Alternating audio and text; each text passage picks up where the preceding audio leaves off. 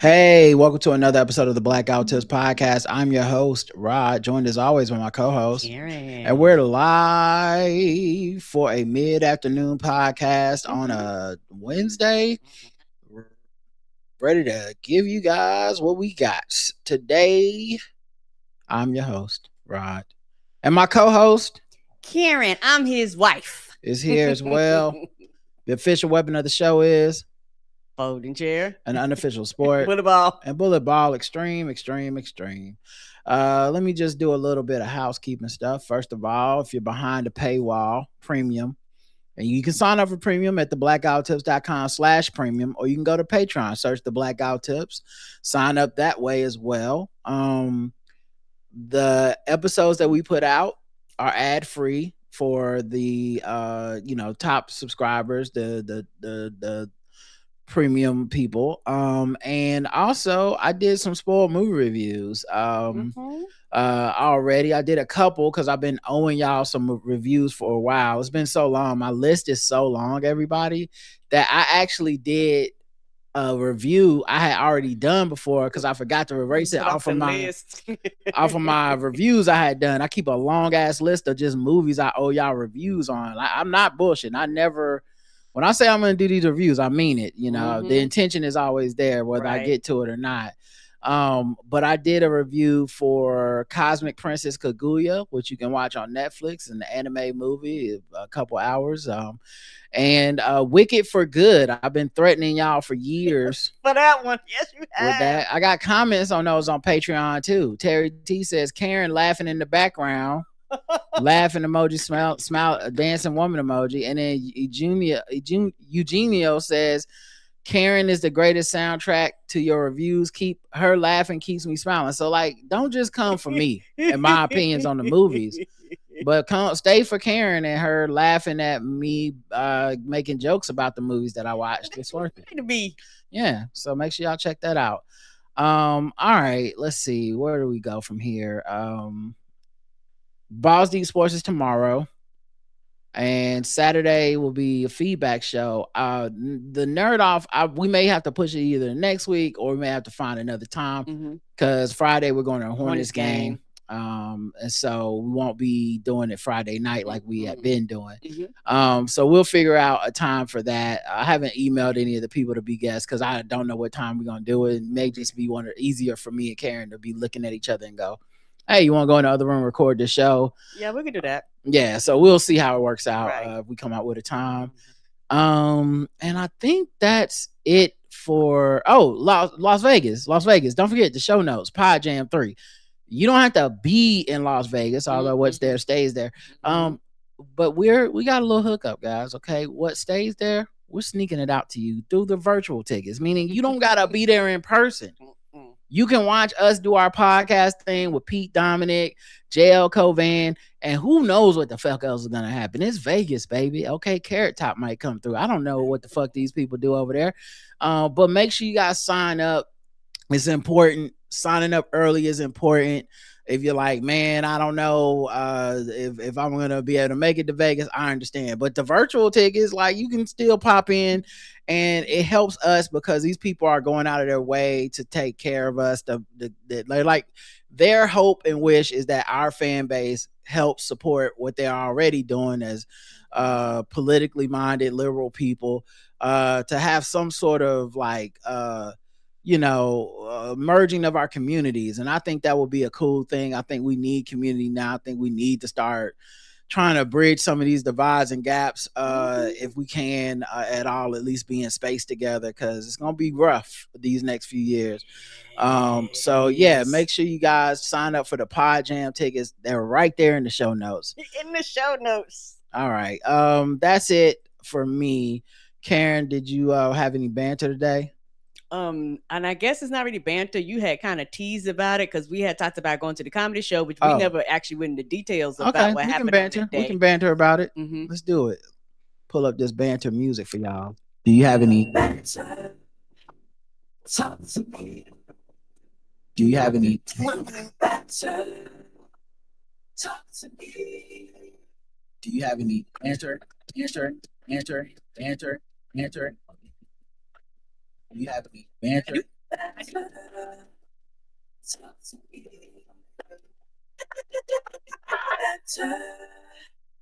Talk to me.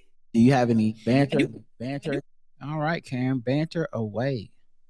Well, me and Roger went to a comedy show, and we actually had a really, really good time. And we actually saw a fan. Summer is a name. When we were actually going to the club. Oh yeah, we got spotted. Mm-hmm. Yeah, it was cool.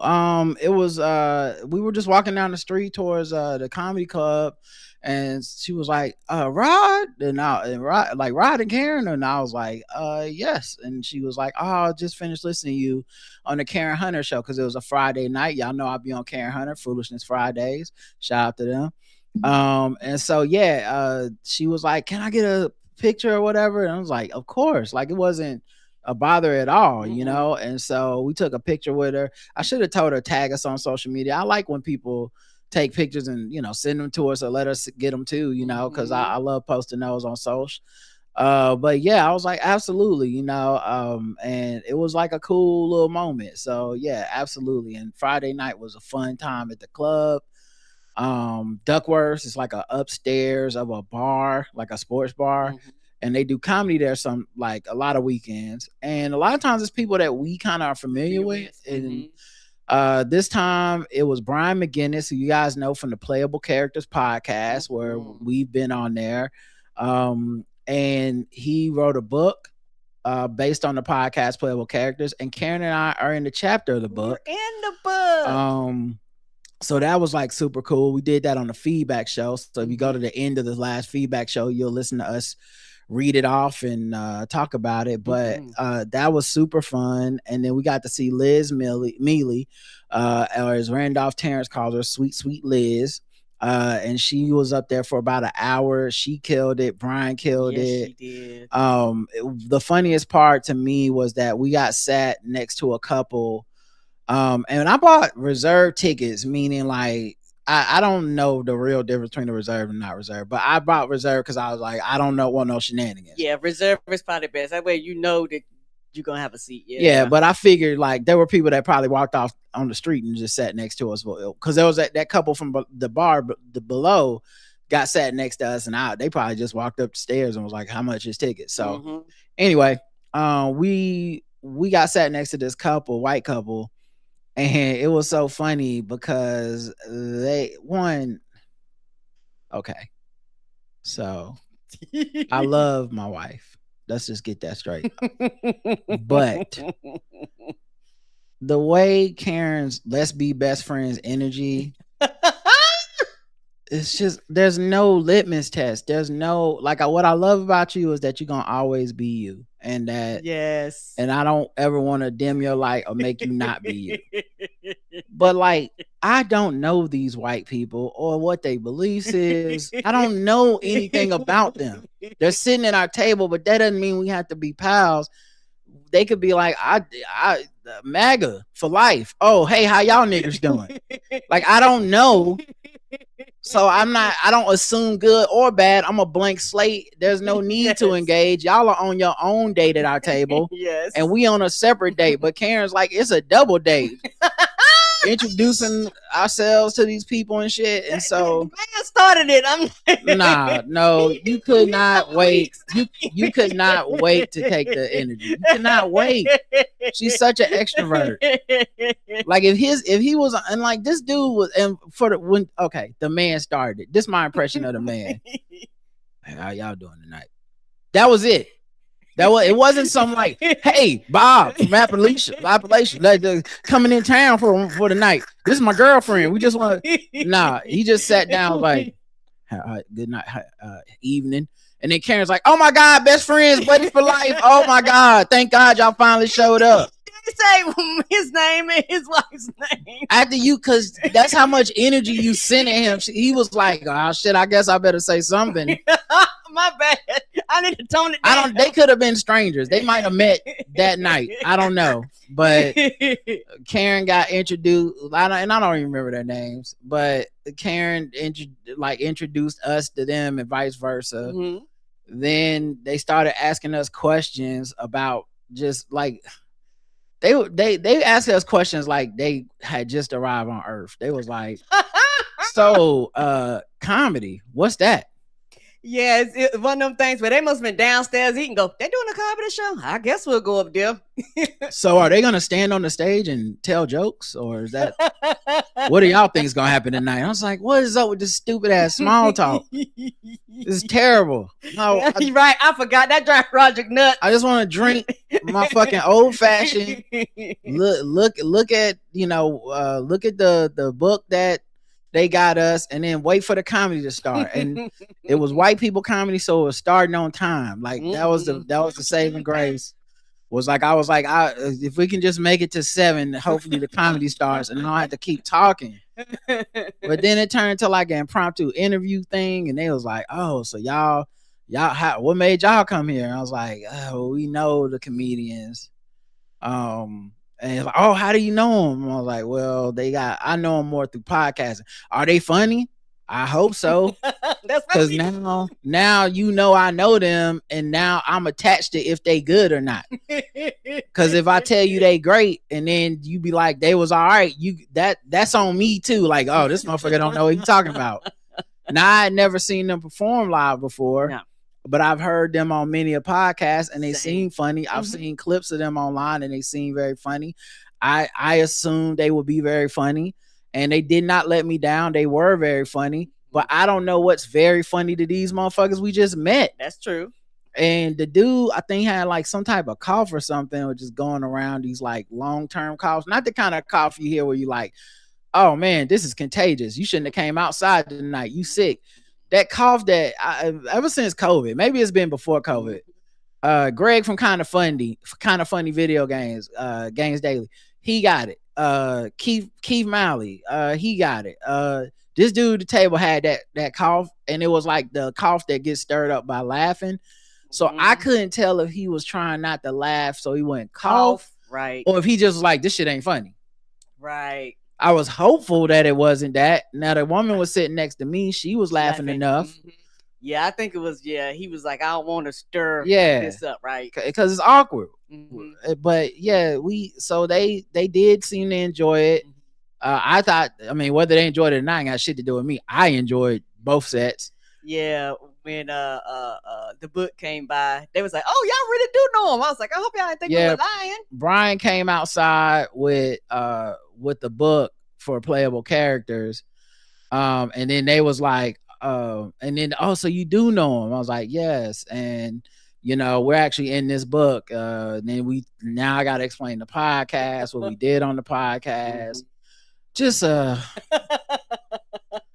they weren't bad people either. It wasn't like they were. It was just one of those like, I came here to see other people be funny. I don't want to perform. I'm not on stage. I have nothing to add to this. We just here together hoping this shit is good. Right. So yeah, that happened. But we had a good time afterwards. We got some merch from Liz. Took pictures. Yes, Liz did. I need to post them online. Liz did some new material, which was hilarious. I like when comedians do new material. We've been to shows before where they do new material, and I like to kind of watch them work it out. They're like, ain't got no punchline. I don't know where it's going. I'm like, that's cool with me. Like I am the audience for that. So I had a ball. Yeah. Yeah, it's always funny when people do new material and they don't have the closing punchline for it or anything. But that's one of the beautiful things about going to the comedy club in person, is getting that raw experience. And of course, there was no recording allowed and no pictures or whatever at this club. But that's why, because the jokes aren't even finished, and you can take something out of context. But man, they were both so funny. I was very impressed by both of them. Brian was like opening for her and kind of the MC. But what I thought was interesting with Brian is he's from New York, but he's clearly been able to adjust to like doing shows down in the South. Yes. And still be funny and still get his like Trump funny jokes in and political jokes in, but not necessarily like turn the room off, which is always a third rail in the South. Is the like the kind of person that's like conservative down here. They'll bristle at you making fun of them, and sometimes they'll act out. Like we also saw that with Mike Lawrence, where like some Trump people acted out and Mike went in. That was the not trying to be So funny, y'all. That was good. the funniest shit I ever did. So He did good. a whole 5-minute bit about that dude. Yes. And I was goddamn crying. That dude was not ready. That dude shut the fuck up after that because I think he kept interrupting Mike, and Mike had enough of that dude. He was like, Yes. "Hey, dude." Yeah, I absolutely loved it. But yeah, but Brian threaded the needle. And then the next day we went to a Hornets game and we saw Brian was there because Brian's a big Knicks fan and NBA fan. So it was funny. He texted me like, "Yeah, I'm going to the game." You know, I was like, "Cool, hit me up. We'll meet up. We'll hang out after halftime or something." And you know, Hornets are good now. He was like, well, you know, let me know if there's any seats open by you. I'll sneak down. I was like, oh no, we good now. You can't do that. Like, yeah, you used to could do that. Like when we sucked, they was real liberal with the seat policy. Like it's still sometimes people will sneak down there, but now they sneak down there in like the fourth quarter. Yeah. Like motherfuckers used to be brazenly just like, I'm going to the goddamn bottom. Yes. And now they be like, excuse me, can I see your tickets? And I'm like, yeah, because Con Knipple and this winning streak and Brandon Miller and LaMelo being healthy and Musa Dia, like this, all this that's happening right now, they not really fitting to let you just walk down there because this motherfucker's down there in them seats now. Yes, and because we're people been winning, sometimes it takes people longer to get into the game sometimes. Or get to the concession stands and all that stuff. So sometimes you might have somebody coming in like close to the second quarter and all that stuff.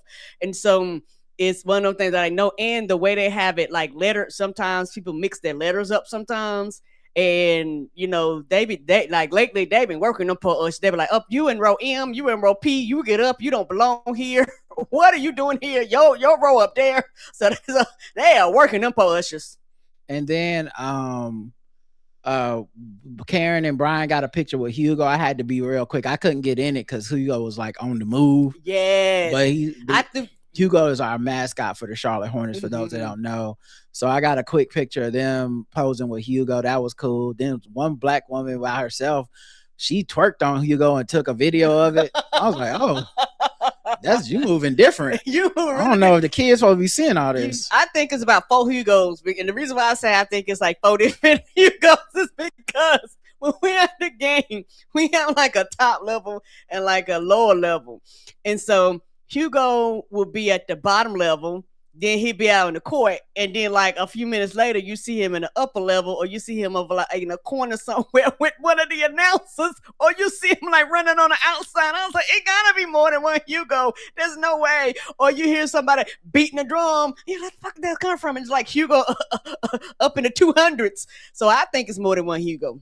That was a joke I made at the game. But yeah, I just picture like it's like a Hugo on the first level, Hugo on the 200s, Hugo at half court. It's just 3 Hugos somewhere, and they just all like they walk in the room and we're like, okay, Hugo number 1, everybody else go to the room, and then okay, Hugo number 2, go to 200 levels, like because that Hugo be moving.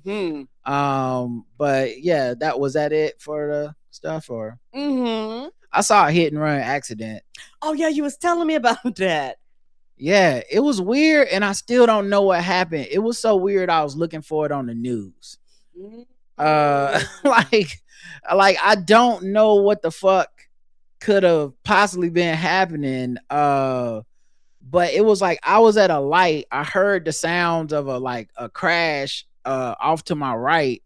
And then a car, like a SUV, pulls into the intersection, and I'm thinking, oh, maybe it got hit rear-ended and it got bumped into the intersection because the light was red. But no, it didn't get rear-ended. It was a guy that seemed to be trying to drive away from the incident, and his bumper on the front was hit. So he had hit somebody, and first of all, he had horrible luck because where this accident happened, like the police headquarters is up the street from us. So like, oh, they're gonna be there in like seconds. Police just always around where I live. Yep. Like always floating around. You don't like you can just walk down the street. You're gonna see several police cars in my neighborhood just because this day home. Yeah, just the area. And so our police from my run-ins with them it's been very like fine. It's been fine. Like they do what they do what they supposed to do from my interactions with them. So it's not like I'm going like, oh my God, police are everywhere. I'm scared. It's more like, if you gonna be speeding, this not the street area to speed. Nope. Because like they gonna catch you. They might just pop up on you just because they out here. Right. They either coming or going to that station, right? Yeah. And a lot of times I see them let shit go too, because they like, man, I'm just trying to get back to the crib. I don't like, I know you ran the red light. Come on, man. That's paperwork. I'm almost off duty. Yes, 5 more minutes. But anyway, this dude pulls out with the SUV and he goes all the way from the right lane, and it's like 4 or 5 lanes on this road, all the way into the center of the road in the intersection, and then to the left, like he's making a left all the way from the right lane. And I thought, oh, he's just like can't stop his car or something. And then a black truck with 4x4s in the back, like wood. So I don't think this was a police officer. It was just a white dude in a truck who decided to take the law into his own hands. And at first I said, oh, he must be the guy that got hit and he trying to like stop this guy, or he's going to be road rage and he going to fuck this guy up. Man, the black truck cut off the SUV, and I'm like, oh my God, am I about to witness a murder? This like shit that happened on, like, he about to kill this man. Let me go ahead and start getting ready to make a U-turn. The dude in the SUV, a brother in like a matching like jumpsuit or whatever, jumps out, and he looked like he was about 50, 60 years old.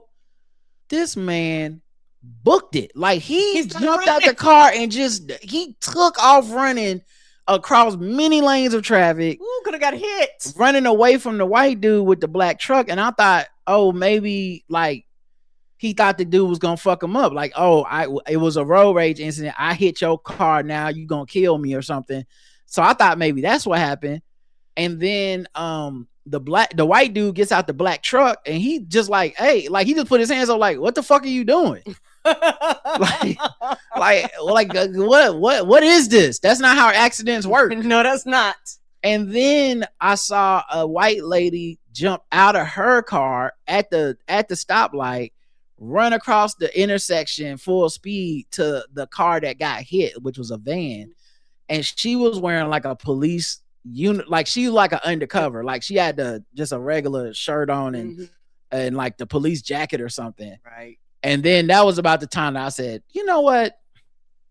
I'm gonna get out of here. Because everybody was supposed to be making a left. And the light turned green for us to make a left. When I tell you, everybody in line just was like watching it like it was TV, like, well, what's happening next? And I'm like, maybe this when people start shooting. This how you get shot. Yes. Curiosity killed the cat. That's what they say. I don't need to solve this mystery.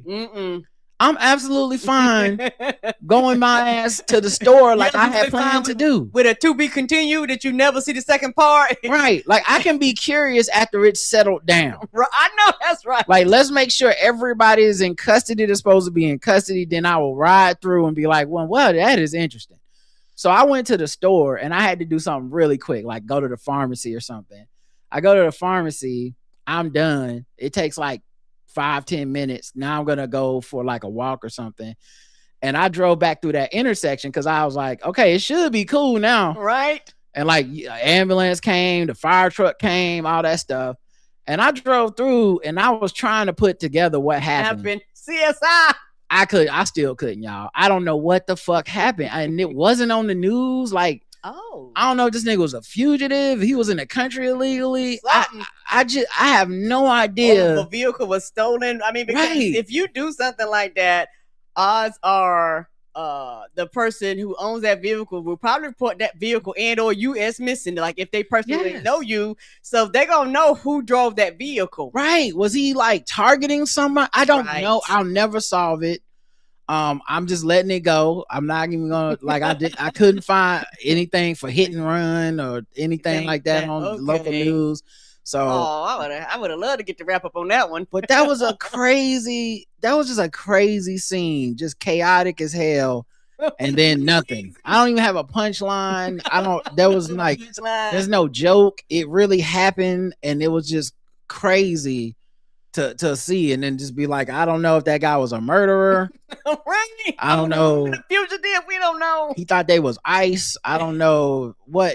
I don't know what. I don't know why the white man, Good Samaritan, stopped the car. I don't know why anyone did anything that happened in that entire situation. So that's it. That's all right. hilarious. You ready to get into some other stuff? Yes, sir. I know she was black until a number of years ago when she happened to turn black, and now she wants to be known as black. People have got to know whether or not their president's a crook. Well, I'm not a crook. I've learned everything I've got. There's an old saying in Tennessee. I know it's expensive, not in Tennessee, but it says, "Fool me once, shame on, shame, shame on you, shame on you, shame me. We can't get fooled again." Tell you what, I don't know about you, but I'm going to go to bed. Last night was the 2026 primaries for a lot of states. Texas and North Carolina, the main ones that I know. I know Arkansas also has some stuff, but to rip the Band-Aid off, Jasmine Crockett lost to Tallarico in Texas. The thing that was interesting about that was that there was some weird shenanigans going on with the home county of Jasmine Crockett, where Republicans had changed the way people vote to you can only vote at your designated precinct, not like a lot of elections where like just you vote in the county, long as you allowed to vote, they will count it. Yes. You now have to go like to the one they designate to you. And so a lot of people either didn't know this or it was last minute. I don't know. I'm not going to assume that the Jasmine Crockett campaign didn't tell people. I saw people assuming that online. I don't, unless you have some knowledge, I don't know. Yeah, but they weren't presenting evidence like, damn, you know what? I figured she needed to educate people on where they needed to vote and she didn't do it. So I don't know that happened, but people were confused. Right. And that led to delays, long lines. And then Texas, basically, Jasmine Crockett filed for an extension for 2 hours to try to see if she could get more people to be able to vote in her district who have been, essentially blindsided by these changes. And Republicans shut that down. I think the governor actually weighed in on it and was like, no, I'm telling the judge you cannot extend this voting thing. And so she lost. Now, from my understanding, is that she lost not by just that. So it wasn't like, man, that whatever those amount of votes were lost her the election. It sounds like he beat her fair and square, but still there was malfeasance. And the thing I want to make 2 points, and then you got it. The first one is, hey, good game, ball up top. You know what I'm saying? Like I meant it when I said it. I think a lot of black people meant it when they said it. Now, this next few months is going to be dicey for Tallarico, meaning better be careful how you speak on Jasmine Crockett. You better be careful how you speak on black people. Yeah, because as much as they try to downplay the idea that black people have any say in Texas and that black people shouldn't be catered to at all by whoever the Democratic candidate is, if and when this man runs, if he loses, the first thing those white folks that said you don't need to worry about black people are going to do is blame black people. I'm just telling y'all that as a fact. I hope I'm wrong, but that's my personal belief, is that if and when he does not win the general, which nobody has in 30 something years, right? I'm not even sure Jasmine Crockett could have won the general. I even said, it's not that I'm saying she gonna win. It's y'all got to try something different, because every time you send a white guy who's Christian or moderate to play in Texas, they lose. So I was like, maybe y'all can get something different, but it didn't work in the primary, so maybe it wouldn't have worked in the general. That's fine. Hopefully Tallarico can win. He's a Democrat. I'd much rather him win than Abbott or whoever the fuck else is running. But so that's the first thing, is ball up top, good game. Hope you can keep that thing. Here's the second thing, and this is more important than the ball up top shit. I don't really care if y'all get along with Tallarico and all that shit or not. That's the playbook. What happened in that county with the black folks is happening again in November. Write that shit down in ink. Get a tattoo. And it ain't just gonna be there. That's that's the real trial run is how can we mess up the places that we consider democratic strongholds where black people are? How do we mess with them so we can just interrupt their voting? Change a precinct, don't inform you, upload the wrong maps to the state database, that kind of shit, gerrymandering, voter suppression. And in all of this motherfucking fighting back and forth between the race war, white candidate versus black candidate, don't miss the forest for the trees, which is there's no Democrat that's going to be able to win comfortably without the black vote. And the Republicans know that, and they're fucking with the black vote. So they're hoping that they do enough damage to the black vote that it will not, while you're so worried about, I don't want Jasmine Crockett to beat me, you won't be able to win if you don't get this shit taken care of, get the voter people educated, let people, give them all the resources so that folks know where to go vote. Tallarico could make huge inroads with the black community if he's interested in something like that. He could make huge inroads by just being like, hey man, so here's what they're trying to do to stop y'all from voting, and here's how we're going to get around it. This is our plan. Because I think you're going to need the black vote, and I hope they don't just write this off as, well, we beat the black folks, time to move on. I'm not going to say that's what he's doing, because I once again, I've not been fighting in these battles online. I don't know or feel like this racist piece of shit Tallarico. I'm like, he seems okay to me, seems like a fine guy.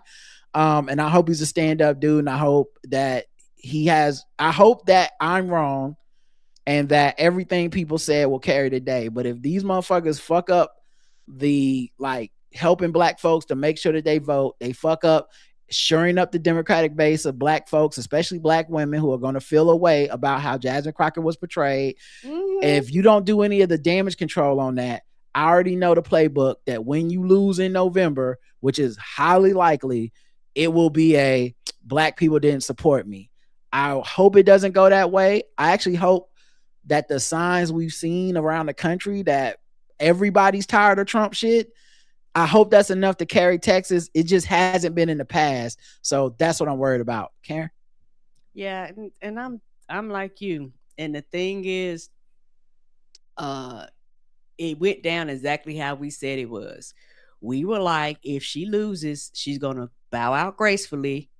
And she's going to be like, okay, y'all, well, let's support him.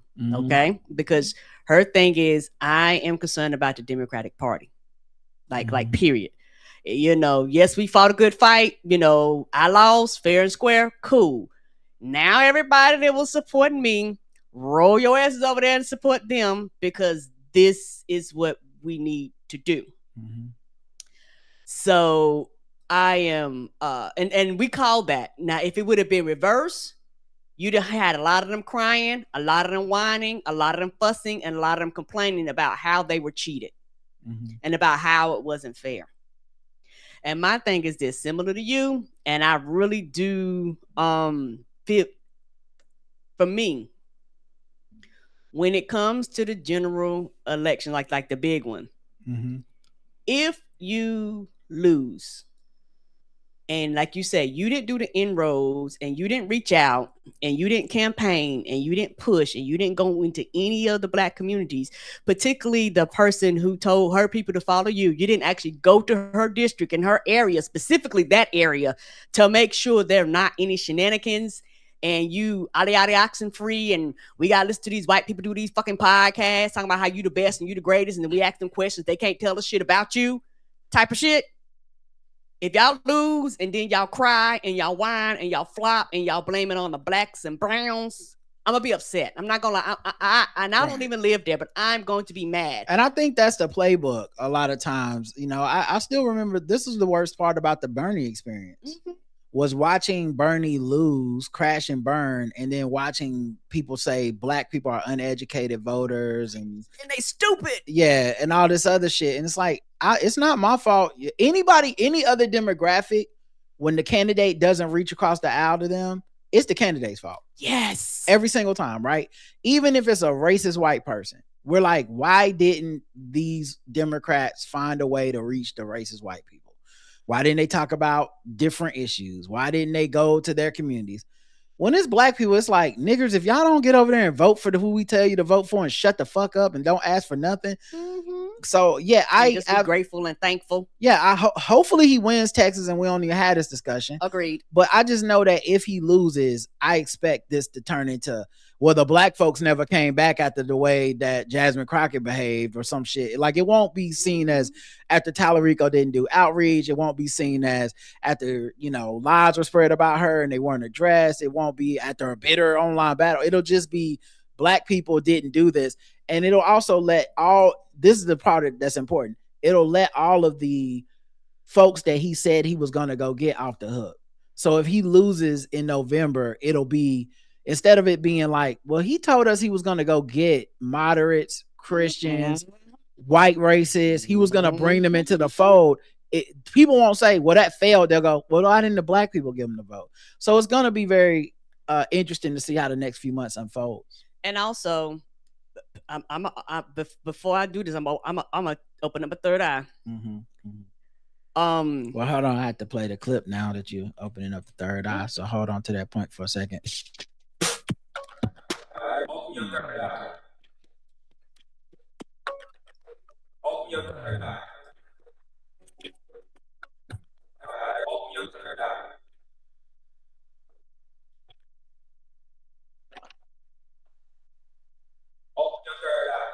And this is in connection to what you were talking about how this is a test run to disenfranchise black people. Right. Jasmine Crockett was a test run on how to get black women out of the paint, because they literally made a rule where she could no longer have her job. Yeah, they switched. They rigged her district to basically make it so that she does not have a district, which is why she couldn't be a congressperson. I don't think she would have chosen to run for the state office like this if she was left to just be a congressperson, but they disenfranchised her. So it's like, what is she supposed to do? Just walk away? That's why she had to throw a ring in the hat. If this campaign did not work, that's fine. But just understand, this was my first choice situation. Agreed. And so it was one of those things where you made all these rules and regulations and judges and all this shit. You basically stole this from her, forced her to run for another position, and then act like something was wrong with her because she didn't sit down, shut up, go away. She was still out there being loud. She was still out there talking about people, and doing her job. And all I heard was how she wouldn't shit. She's too loud. She's too boisterous. We're sick and fucking tired of her. And maybe it's just me and I'm sensitive being black. I'm just tired of, you doing all this fucked up shit. And black women are like, hey, dog, this is fucked up. And then you're like, well, then find another way. Okay, I will find another way. And then something's wrong with the other way. Well, also though, it's so I feel you.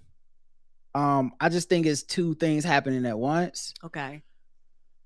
Who is saying that? Because more than likely it's internet, social media people, right? It's not you can't put a name to that of a prominent person. Mm-mm. Like even Stephen Colbert he has nothing bad to say about Jasmine Crockett. Tallarico never really had anything bad to say about Jasmine Crockett. I think more of a feeling. Right. Mm-hmm. So I think that's important to note here, because the damage that has been done, I think is a lot like the Bernie Sanders thing, where his constituents online, his supporters online, who I don't even know if they live there, right? But they were kind of using him as a cudgel. And I think same thing with Tallarico. There's a type of person that supports him that's not problematic at all. I've seen it. I've seen many a person that goes, I love Jasmine Crockett. This is just unfortunate. This is what a primary is. And so for me, I'm with the smoke. I want primaries. I Yes. don't give a fuck. Like, Yeah, I know want my them to. people. I know the people I like won't win all of them. That's Agree. okay. Right. That's part of the process. Like, this is that's the only part that's really a democracy. Right. Like, because Republicans don't really want to participate in democracy, so Democrats have to do all the democracy in America. And so, yeah, she lost. That's fine. I didn't, I personally think I would have liked to see a more risky choice because the status quo has been losing in Texas. But maybe, look, maybe they feel they're on the precipice of something. This guy's going to be the one. I don't know enough. I don't live there. That's fine. Agreed. But the online fights and dismissiveness and stuff, I think takes on its own thing. And if you absorb that through social media, that is the vibes and the feeling that you will come away with, because social media is very contentious and disrespectful. Yes, it is. So I feel you on that.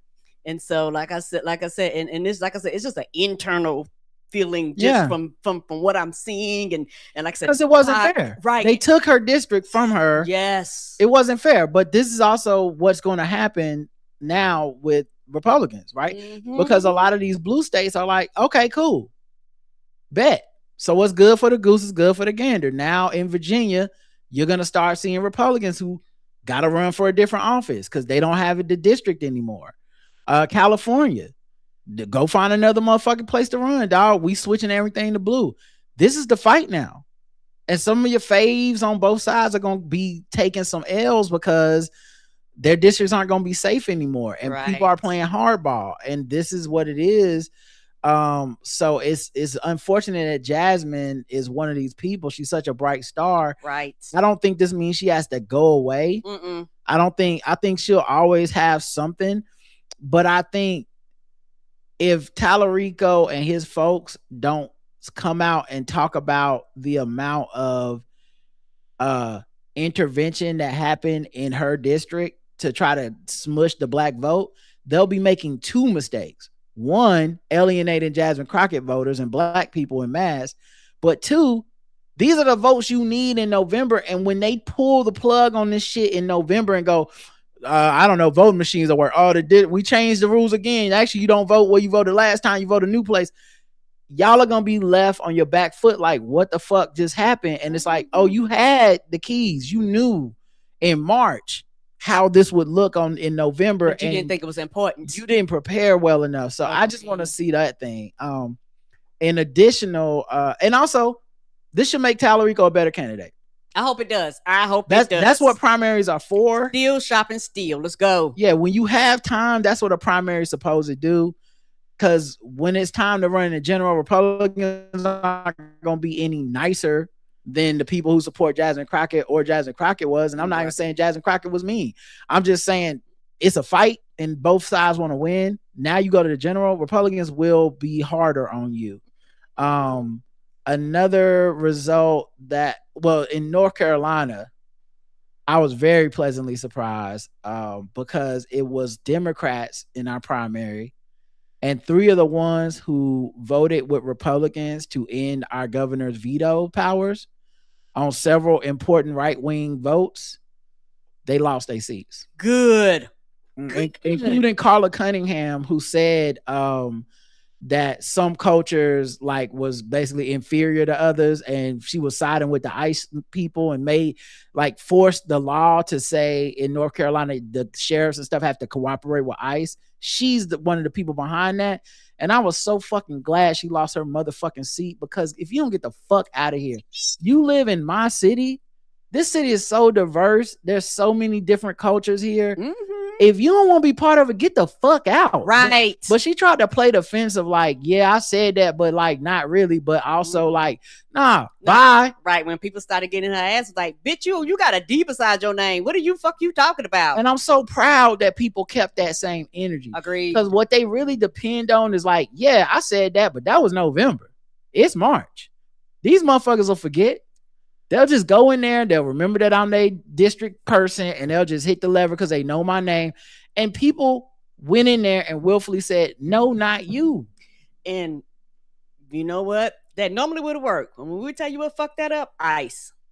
Yeah, they came in our city. Yeah, I'm they normally if ICE hadn't came here, okay. But when ICE showed up, motherfucker was like, "Oh, you're the problem, bitch. You're the reason why they here." But also, her actions were directly tied to ICE coming here. So like it's not even like Okay, under normal circumstances. No. This was a ICE please come here situation. Oh yeah, and people and then voting with Republicans to make the police cooperate with ICE. And there's just literally no fucking reason to give this woman your vote again. Right. I'm so glad she lost. And there's 2 others that lost too. But yeah, I'm glad too. Yeah, get the fuck out. Right. It don't make sense. And you expect to keep your goddamn seat. Right.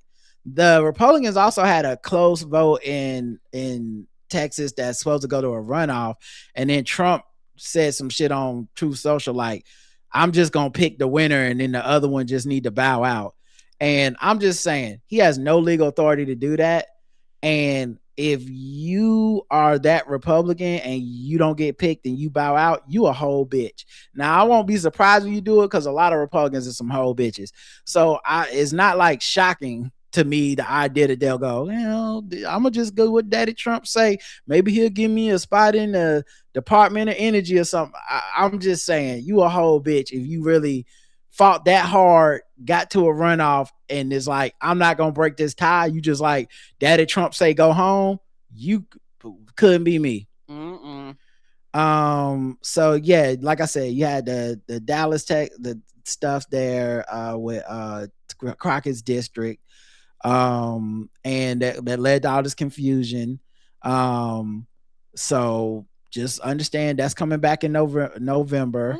And Tallarico, good luck to him. I'm not even joking. I hope he does make some amends and bridge the gap with Crockett supporters, because I just feel like I already said, I'm not gonna repeat myself. Yeah, a lot of people gonna have a sour taste in their mouth. So yeah, you better do something, dog. Roy Cooper is gonna face Michael Watley as the Senate race in our state. Roy Cooper has literally never lost an election, which is why everybody wanted him to get into this. Man, I hope so. I hope so. Maybe white folks will vote for him. We'll see. We will see.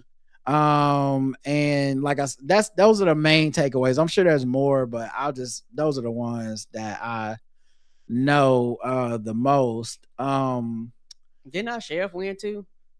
Yeah, that's more of a pregame thing. Okay, but that's more of our sheriff won too. So that's more of a pregame thing. Yeah, but we'll talk about that more on pregame with Justin. But yes, I don't know when the fuck the main Senate race is supposed to be done, but Maine has Graham Plattner, who is the guy that had the Nazi tattoo, but he's like, I'm not a Nazi anymore. I just thought it was a cool looking tattoo.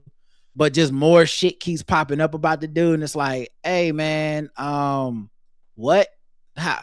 And this is a white progressive thing, and like a Bernie type of thing, where like these white folks have decided he the one in Maine, and now that people are like, I think y'all should maybe run a better candidate, they're tripling down to be like, no, it's got to be him, no matter what. Right? And he just keeps embarrassing them with more and more gaffes. I can't even call these gaffes. So of course there's the Nazi tattoo thing, there's the web message board stuff. We talked about that a while ago.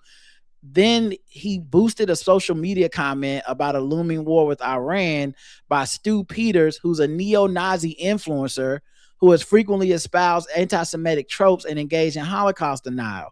Now listen, I would love for people to be like, you shouldn't be able to do that when it comes to black people that are racist towards black people. But I guess being racist towards Jewish people is where people are like, okay, now you really can't do that. So I don't care about them other folks. Yeah, they was like, okay, you can't do it too. You wilding out. You going a little too far with this. So he did that. And he deleted the post. He also appeared on a popular YouTube show whose host has spread specious claims about Jews in Israel. But y'all gonna trip it down and look at everybody in their face and tell everybody he all right? This the best y'all got? The best? In Maine, like this what y'all can come up with. And then, like, I will say this. I've seen black people online float out stuff about this guy and stuff about Tallarico, and there's another woman whose name I forget. But where they're not just saying these are not good candidates or they won't win. They're saying these are the next Fettermans, meaning the next people that run, win, and then be like, actually pulling the mask off. I was not a Democrat the whole time. Right. There were signs. Like Tallarico keeps talking shit about Biden. So there's that, that's always a red flag to me. Is like, and if you can't, Biden. I'm sorry, if you can't defend Biden's presidency, right, I really don't trust you. Because he gave you more than enough to defend. And the problem is always Democrats don't have the messaging. How come the messaging got to be we suck?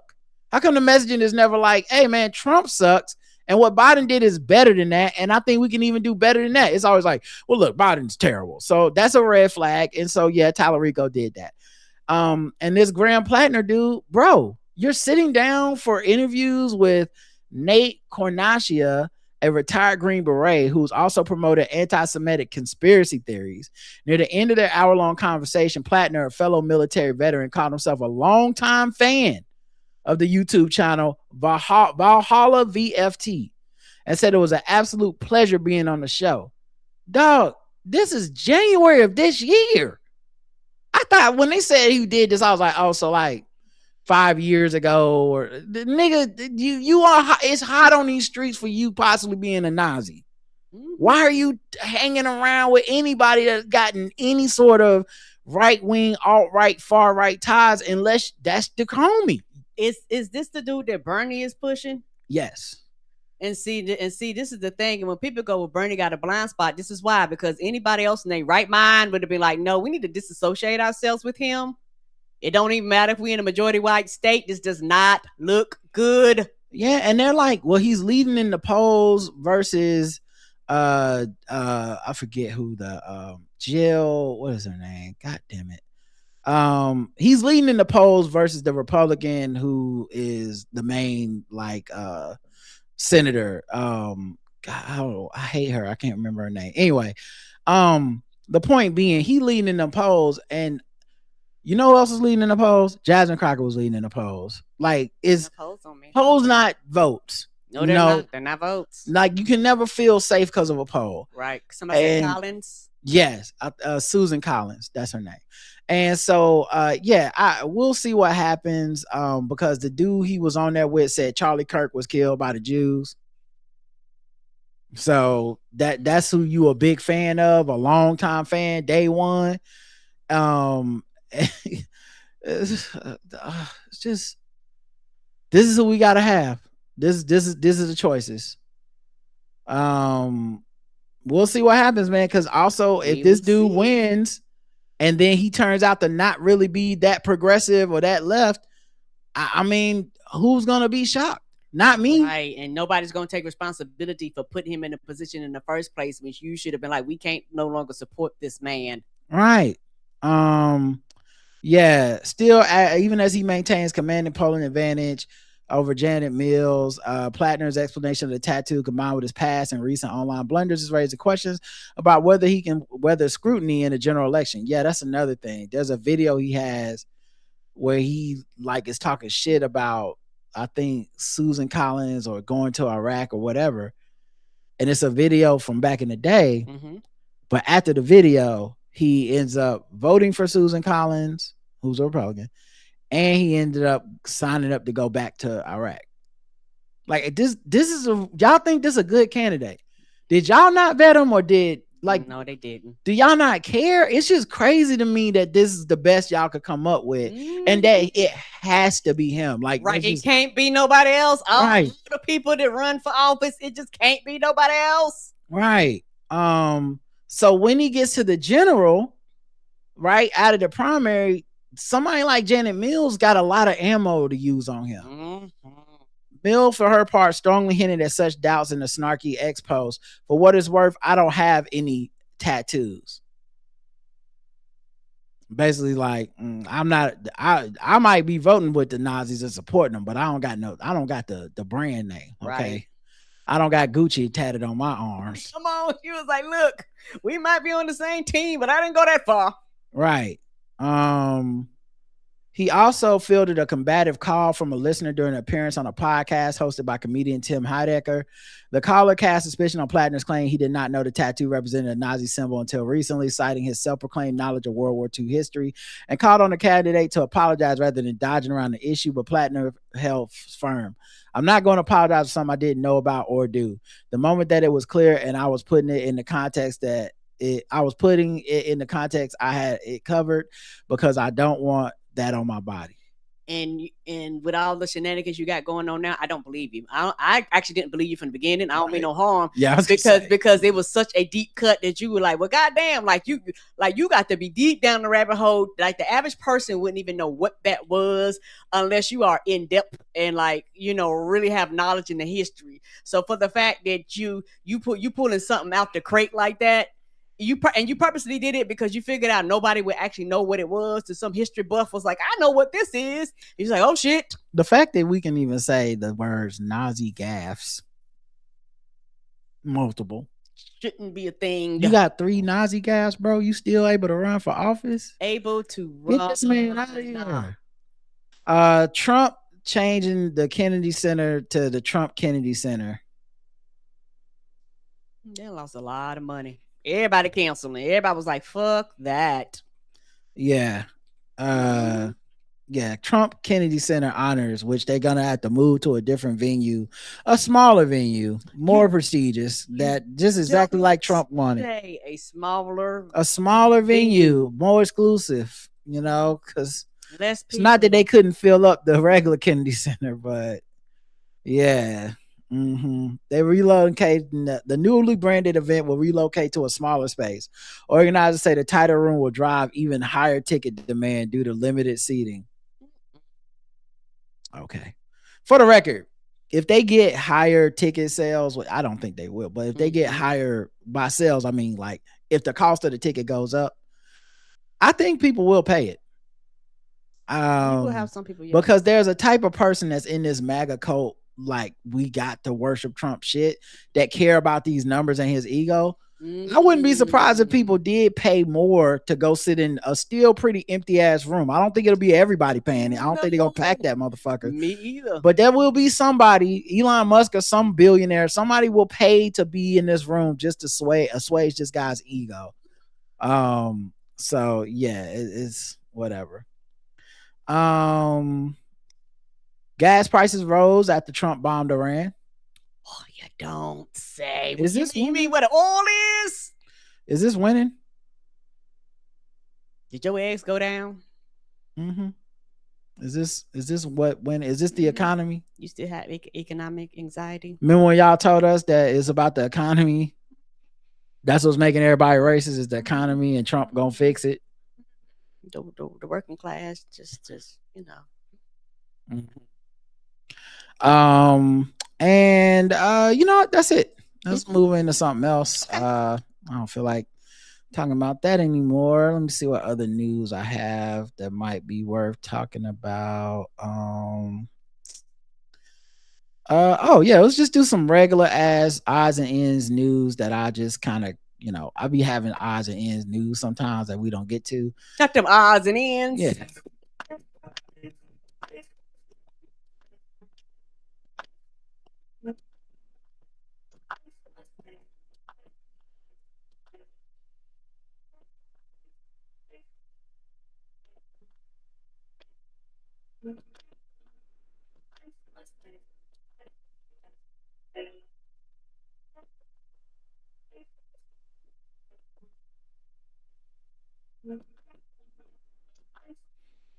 All right. A father who gave a gun to Georgia school shooting suspect for Christmas is guilty of second-degree murder. Georgia man who gave his teenage son the gun he is accused of using to kill 2 students and 2 teachers at a high school was convicted Tuesday of second-degree murder and involuntary manslaughter. Yeah, I think this is going to be something that people are going to start prosecuting this way because we don't have any real gun legislation. We can't stop people from having the guns. Right. And the only way to get is to kind of be vindictive after the point and be like, you were reckless by letting your kid, who you know is crazy, have guns. That's going to be the only recourse we have in America, because God forbid we pass an actual gun law that would stop these crimes before they happen. Stop this foolishness. The jury took less than 2 hours to find him guilty of all charges. Oh, they was not fucking around. That was somebody good lunch break. Right. He was found guilty of second-degree murder and involuntary manslaughter. Another teacher and 8 other students were wounded. Woo. Yep. He was also convicted of multiple counts of reckless conduct and cruelty to children. He showed little emotion as the verdict was read and each juror was polled by the judge.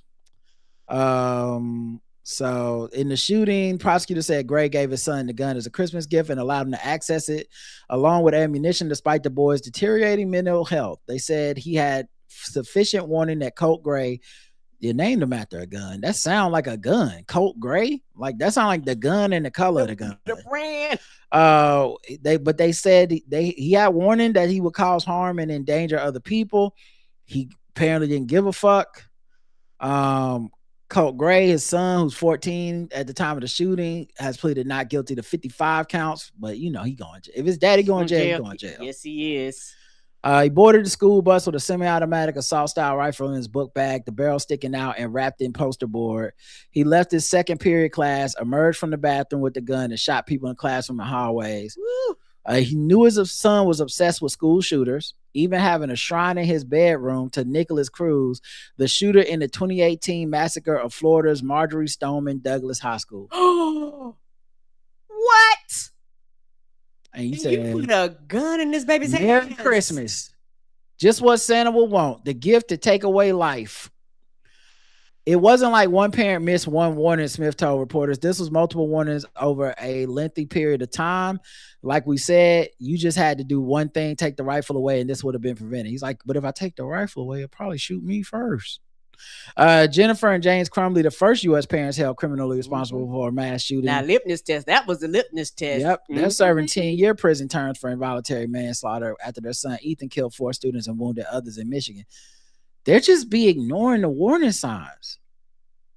And it's just it's crazy how they can ignore the warning signs and people end up dead. And this is the only recourse we have is to send the parents to jail. Yep. Maybe the next person will take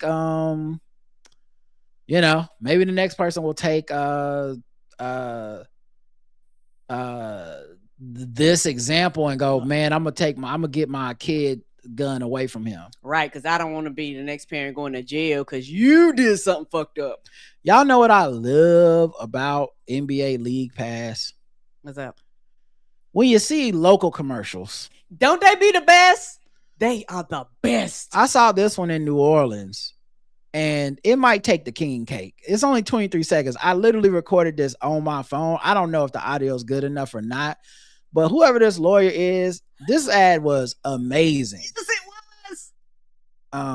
The kind of lawyer that when you get the baby in the king cake will tell you, you got to buy the next king cake. And then there's the kind of lawyer who go right into court and tell that judge, Your Honor, that baby don't look like me. Eganberg trial lawyers. The motherfucking best. Me and Roger seen this and we looked at each other and hollered. I was like, oh my gosh, I've never seen anything this funny in my life. But you're right. That's the best thing about League Pass. Yes. You see local commercials in the area that otherwise you would never see. Them shits be so good. Okay, I found a better copy of it. So I don't know if y'all can even hear the audio in the chat, but here's a better copy. There are two kinds of lawyers in this world. There's the kind of lawyer that when you get the baby in the king cake will tell you, you got to buy the next king cake.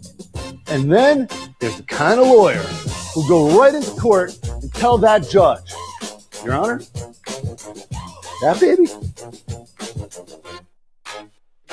don't look like me. And for those that are only audio listeners, they literally use special effects to make the king cake baby look like the guy doing the commercial. Yes. And keep in mind that these commercials or this, like, this is just New Orleans only. Yeah. Like if you will not see this outside the area unless you got league pass. It's crazy. I'm just saying. Them shits is the best. Be restaurants you ain't even never heard of before. I'll tell you like, oh, I didn't know they all did that up there. Right. Another story. Brian McKnight sues a radio station for claiming he's an abusive, awful dad. I didn't know he could sue for this. Gotta be careful how you talk about that man. Now, does it matter that he's put a lot of evidence on the streets on his Instagram page? I feel like you can go to court and just be like, Your Honor, Exhibit A, his Instagram. Let's just play some videos. Exhibit B from his children's own mouth. What are we doing here? But yeah, he's going at the Fox at 107.1 and its owner, Urban One, and longtime on-air host Karen Clark. He accuses them of defamation, negligent and reckless publication, and vicarious liability, and is seeking more than $25,000 in compensatory damages on each claim. The drama centers on a January 23rd, 2025 Fox at 107.1 interview with McKnight's ex-wife, Julie McKnight, that aired from the station's Raleigh studio and was also posted to his YouTube channel. That is interesting because it's just an interview. It's just an interview. Like, how can this case carry weight if all we did was interview the person? McKnight says Julie used that sit down to recycle a long running narrative that he was emotionally abusive, mentally abusive, as a neglectful father, and that Clark helped push it to listeners instead of acting like a neutral host. Brian McKnight points to specific moments in the interview where Julie claims she and their kids were asked to leave our house at 2 and 3 years old, and says she's been putting out fires with their adult children over what she calls his lies about their family. She also describes a very, very negative text from McKnight while their son Nico was battling cancer, and suggests the kids pulled away from him because his behavior was so damaging. The suit says Clark didn't just sit back and let Julie talk. It alleges she nodded along. What? You can't be like, okay. This getting thrown out. Yes, it is. You are wasting people's time. And like you say, you aren't doing anything to beat these motherfucking charges. You don't want to write letters talking about your other family better, and like you're doing that. So what the fuck? She co-signed the accusation with her own commentary, used questions to validate the story. McKnight says those moments turned the segment into a tag team hit, not a fair interview. He argues the conversation framed him as dishonest, abusive, and unfit as a parent, and that Fox at 107.1 never checked the claims, never offered him a chance to respond, and never added any disclaimer. He also obligated to. It's just a simple interview, and they might was going to ask you to come on. You don't know. He also pulled Ricky Smiley's morning show into the lawsuit, saying a December 15, 2025 podcast episode added fuel to the fire. In that episode, Smiley's team allegedly pulled in a clip from an outside interview with McKnight's eldest son, Brian McKnight Jr., who claimed his dad refused to tell Nico he loved him as he was dying from cancer. The suit says that the edited clip ran without context or McKnight's side, and that it was framed to suggest he coldly withheld love from his son during Nico's final days. Hell, if you don't get out of here, they're gonna throw this shit out. I didn't know you could sue over this, man. So I just got to be fair to Brian McKnight, okay, on our show, because I don't want to get sued. Maybe the kids got bad vibes. I don't know. Has anybody checked to see if the kids got, like, what did they do to deserve that? Maybe he's doing right. Teddy Riley apologizes to survivors and cancels R. Kelly project. What? A recent R. Kelly project? Yes. Excuse me, in 2026? The legendary New Jack Swing producer took to Instagram February 19th to address the controversy that erupted after his Los Angeles Times interview, in which he defended R. Kelly and announced plans to help release music the singer recorded behind bars. Nobody got a hold of you and was like, sir, this is not I guarantee if you told anybody this that cares about you, they would immediately been like, don't you do that. The controversy began when Riley shared audio snippets on social media featuring Kelly singing over Chris Brown's track It Depends from what appeared to be a prison phone call. First of all, who want to hear that bullshit? Can I get a collect call from R. Kelly? Right. That's what this every song. Right. Every song gonna be just don't hang up.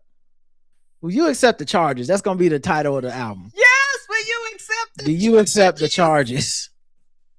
Riley captioned the post, calling Kelly still the king of R&B bar none, and promised the teaser missiles will be dropping the new music on the horizon. During his interview, he had defended his position by invoking themes of forgiveness and redemption.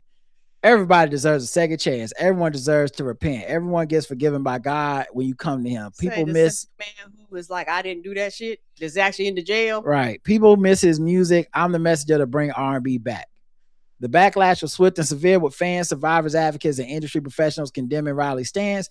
Many pointed to Kelly's serious criminal convictions and the lasting trauma experienced by his victims as a reason such collaboration should not move forward. Right. In his apology, Riley acknowledged the pain his comments caused and made clear that no collaboration would proceed. If my comments caused hurt, I sincerely apologize. That was never my intention. I take seriously the impact that abuse and misconduct have had on survivors and their families.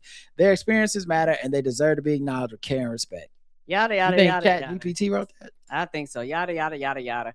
I was trying to go after some money, and y'all are mad, and it looks like I'm not going to make no money. So since I'm not going to make no money, I'm just going to back out this deal. That's what you should have told me. Who is the audience for this? Who is the but he good people that still out there around? I mean, it's gotta be listen to his old shit then if it's that important to you. Right. It's gotta be somebody out there that's like, I would show up to the hologram concert of R. Kelly singing on the jail phone, but right. Come on, man. Let's go into another section. Let's see. What other segment do I want to do? This thing is moving along. Let's see. What kind of stuff do I have to talk about here? All right. We're 111 in. You know what? Let's see what some guest arrays talking about. Let's do some guest arrays. Start wrapping this thing up, guys. Having a good time, but I still don't mind wrapping it up.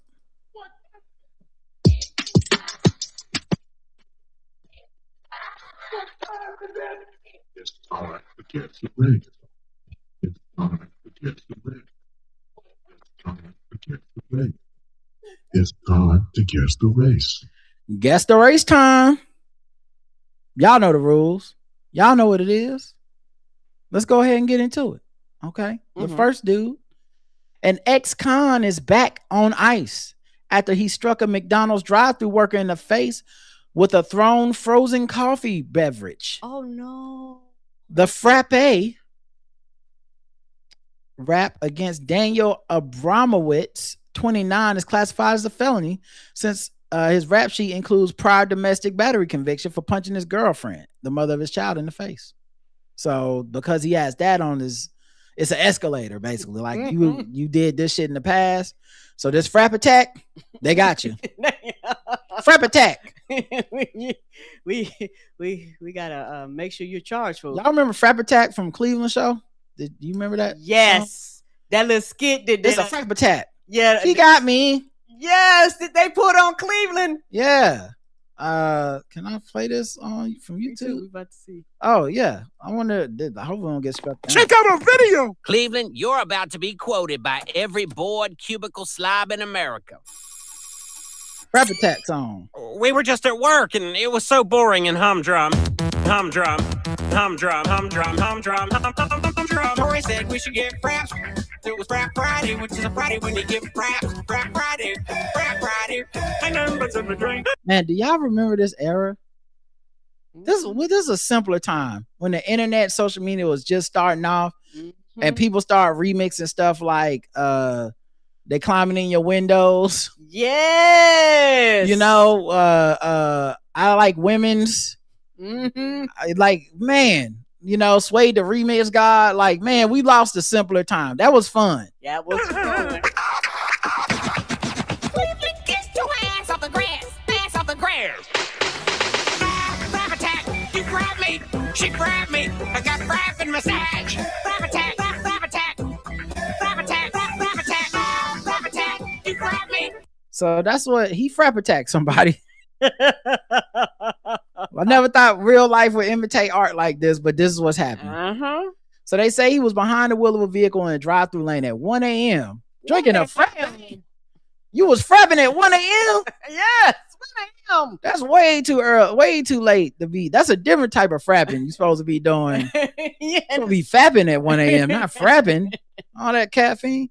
He engaged in a brief discussion with the fast food worker. He then threw a blended. discussion. Yeah. We having a discussion. He said, you guys, My good sir.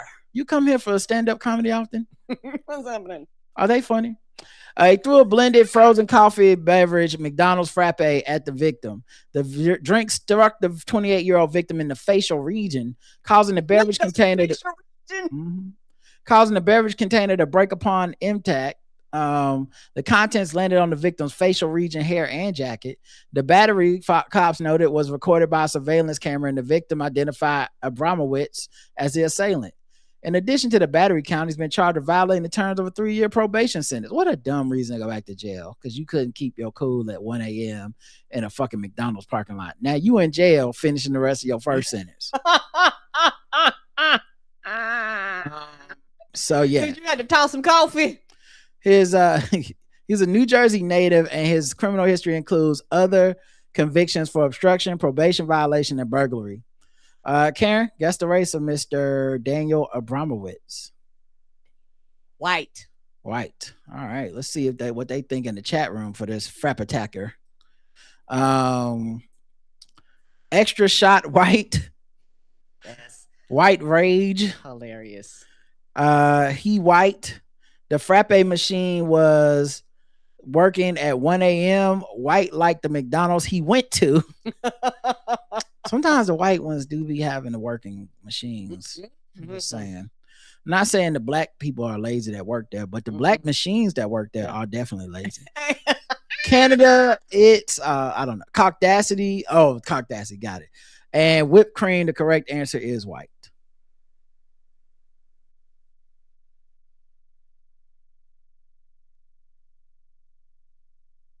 Frapp attack.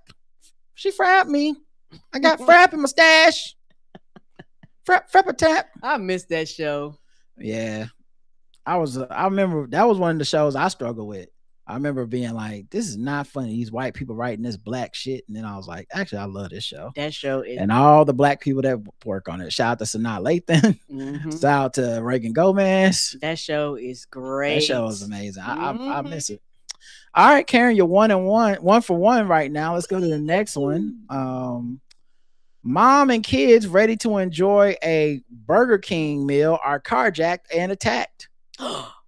We can't even enjoy the king in peace. Not the carjack attack. Jack attack. He jacked me. Right. A woman and her 3 kids in their recently purchased SUV were carjacked and attacked at a Tennessee Burger King.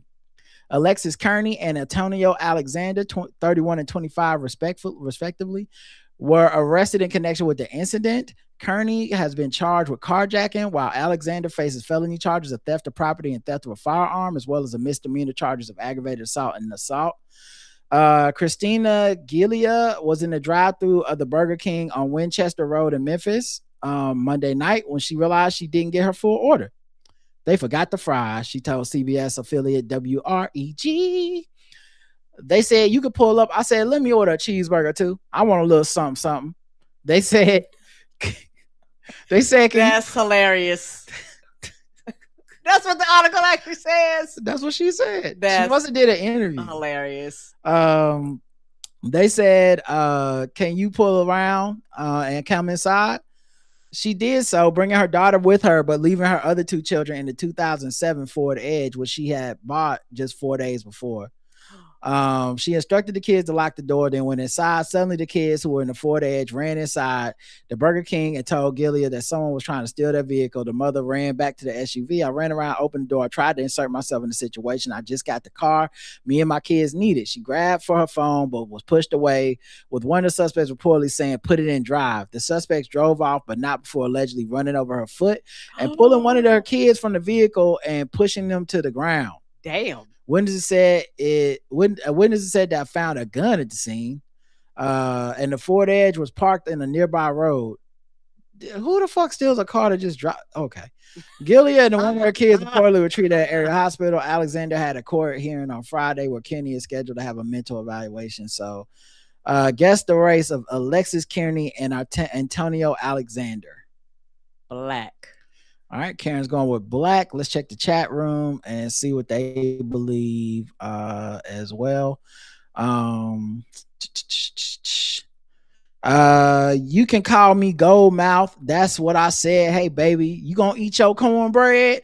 Black, says Cass always.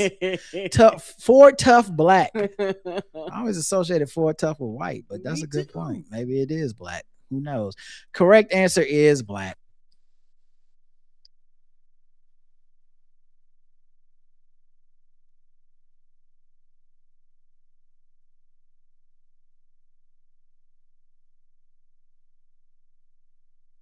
And that's them right there.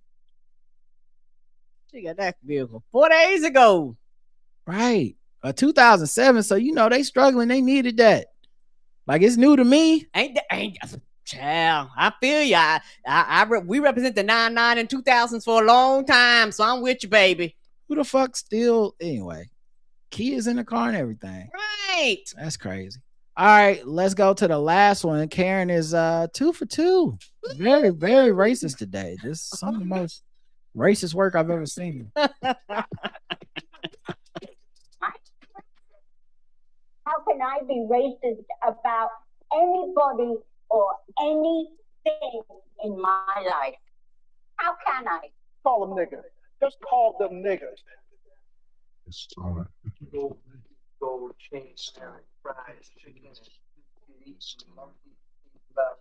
big dust, high jump spear, chucking 360-degree basketball. Could have killed her.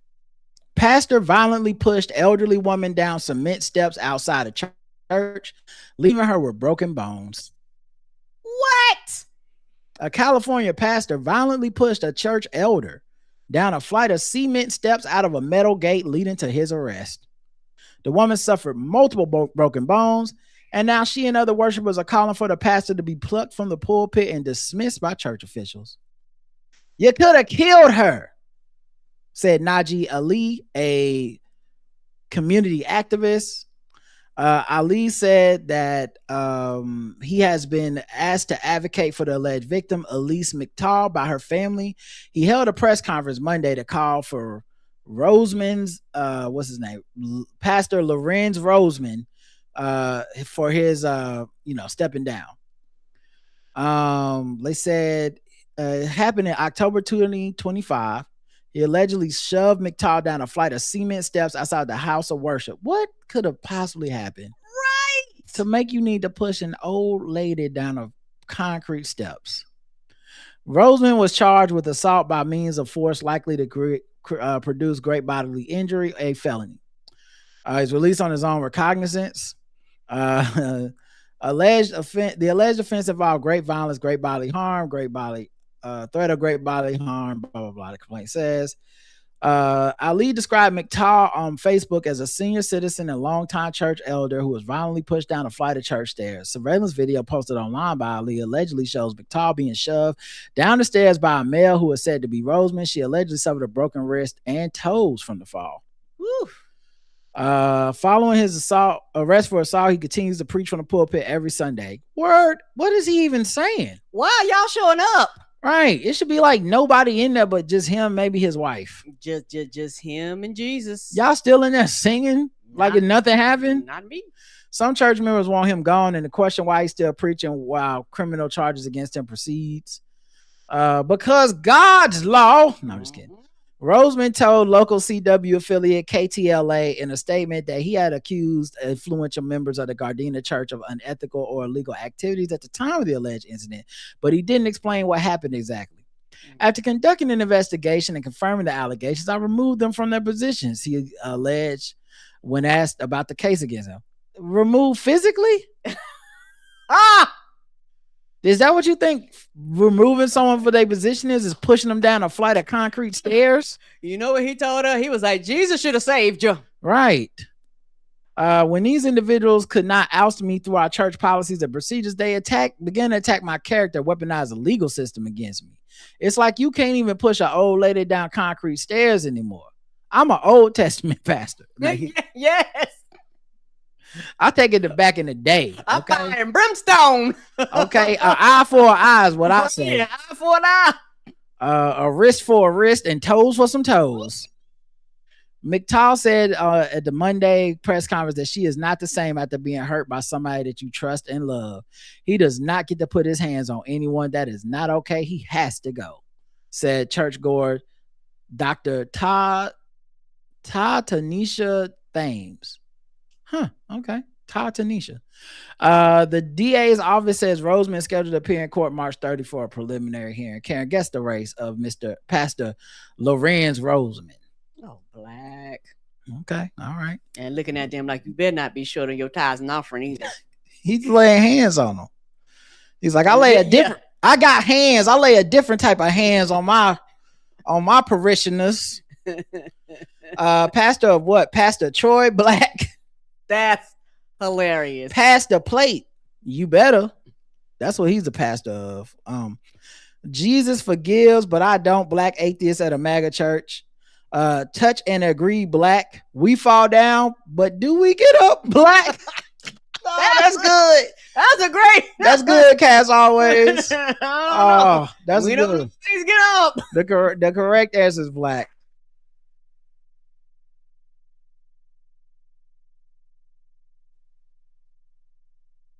How do I share?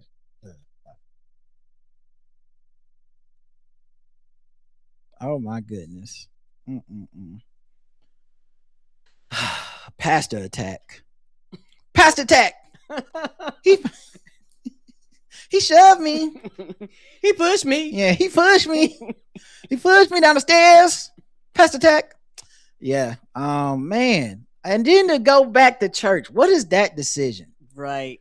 What is the process where you like, you are a bold soul. I still got work to do. Do you even acknowledge it in the pulpit? What do you say? Well, y'all know the Lord ain't through with me yet. Pastor not perfect either. Pastor ain't what he used to be. He's still working on me, y'all. Okay, let's all pray that I don't have to put my hands on no more, y'all. Okay, because I don't want that, and y'all clearly don't want it too. No one's off limits. The kids better be in Sunday school, or they going down the stairs too. Everybody going down the stairs. Anyone can get it up in here. Okay, apparently so. The meek shall inherit the earth and be the first down the stairs. Okay, and the first to tumble.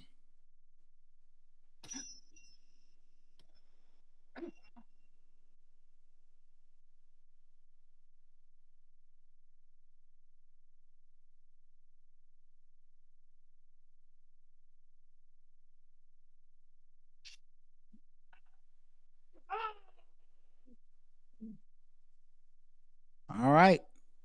Man armed with a sword kills roommate at the fight at Columbia apartment. Well, the Howard County man accused of stabbing his roommate to death is staying behind bars. A judge denied bail for Donovan Townsend. Early Sunday morning, Howard County police responded to an apartment at Wood Park Lane in Columbia. Police learned Townsend got into a fight with his roommate, Jaylon Minor. Townsend is accused of stabbing Minor multiple times with a sword. He initially ran from police, but was later arrested. Townsend faces first-degree murder and assault charges. Let me tell y'all why I don't like this news article. I don't mind that they're covering the story, but this first picture right here, bail denied. What's that in the top right corner, Karen? A knife. That's not a sword. That's not a sword. That's not even a machete. That's a knife. That's just a regular knife. That's not what that man put through his roommate's guts. That is not. He stabbed him with a fucking sword, and you guys are minimizing it. It's like if you said there was a mass shooting and you showed a super soaker. That's not what happened, and damn it, you guys are part of the problem. This is why people don't take it serious. No, they do not. He did not stab him with that, y'all. All right, y'all. That's it. That's hilarious. Thanks for listening. We'll be back Saturday for the feedback show. Premium people will be back tomorrow for Balls Deep and pregame. And don't forget, Balls Deep and pregame, we have live crowdcast for them if you're behind a paywall. You get to hang out in person with us and get in the chat room and get to know people. So make sure you guys do that. Until next time, I love you. I love you too. Mwah.